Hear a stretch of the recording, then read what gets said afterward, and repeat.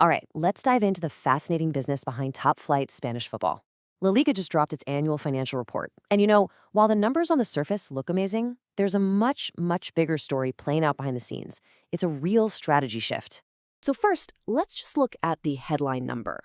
For the 23-24 season, La Liga's total income smashed through an incredible 5 billion euros for the very first time. I mean, that is a record-breaking figure, the highest in the league's history. So yeah, by any measure, business is absolutely booming. But this is where things get really interesting. Because right there, in his opening letter, La Liga's chairman, Javier Tebas, doesn't just pop the champagne over the record income. He actually calls this a transitional season. So what gives? Why sound a note of caution when the bank account looks this good? Well, that little paradox, that's the key to understanding La Liga's entire new game plan.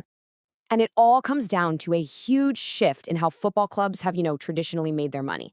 We're talking about one really volatile source of income that is now facing a major, major cooldown. To really get this, we have to talk about something called organic growth. Basically, it's the money clubs make from their normal, everyday business. Selling tickets, TV rights, jerseys, all that stuff. Think of it as your steady, reliable paycheck.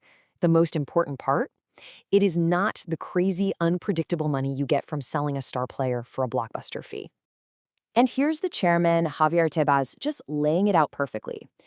He says the player transfer market, what he calls a vector of profitability and solvency, has fundamentally changed. It's just not the cash cow it used to be.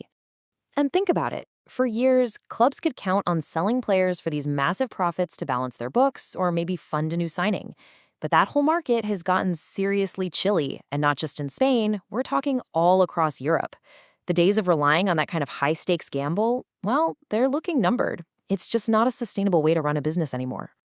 So, faced with this new world, La Liga didn't just sit back and hope the market would magically heat up again. Nope.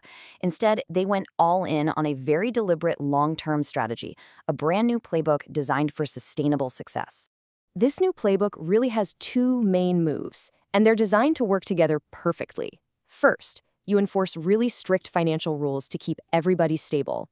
And second, you use that stability as a launchpad to invest smartly for future, more reliable growth. It's kind of like a classic 1-2 punch of defense and offense. So on the defensive side, you've got La Liga's financial controls, some of the toughest in all of world football. They're basically an automatic stabilizer. They stop clubs from spending money they just don't have. So when that income from player sales suddenly drops, the system kicks in and forces clubs to be more careful, protecting their financial health for the long run. But it's not all about just cutting back. That's where the offense comes in. Through this big strategic project called La Liga Impulso, clubs are actually getting funds to pour back into their businesses, upgrading stadiums, investing in tech, growing their brands around the world. The whole point is to build new organic revenue streams that have nothing to do with that shaky transfer market. Okay, so that's the plan, but the real question is it actually working? Well, the report itself is called Sowing Today, Reaping Tomorrow. And if you look at the data, it seems like the harvest is already starting to come in. Now, this is the big one, right? This is the criticism you always hear. All this talk about financial discipline and austerity. Doesn't that just mean Spanish clubs can't compete anymore? How can they keep up with the big spenders in Europe and still win the top trophies? Well, get this. The numbers tell a pretty stunning story.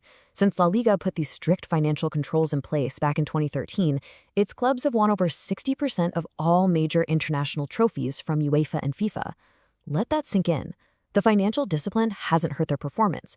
It's actually coincided with one of the most dominant eras in the league's entire history. And the businesses themselves are getting so much healthier. EBITDA, which is really just a key way to measure how profitable a company's core operations are, it shot up by a massive 74% year over year. That just shows the clubs are becoming way more efficient and profitable from their day-to-day work. And hey, remember that whole idea of organic growth? Well, for the very first time, the league's core, recurring revenues, what the report calls ordinary billings, blew past 4 billion euros. This is the new engine for the league's growth, and man, it is firing on all cylinders. So when you piece it all together, the picture becomes incredibly clear. This two-part strategy is delivering. The league is getting more financially stable, more sustainable, and it's doing it without giving up its spot at the very top of the world stage.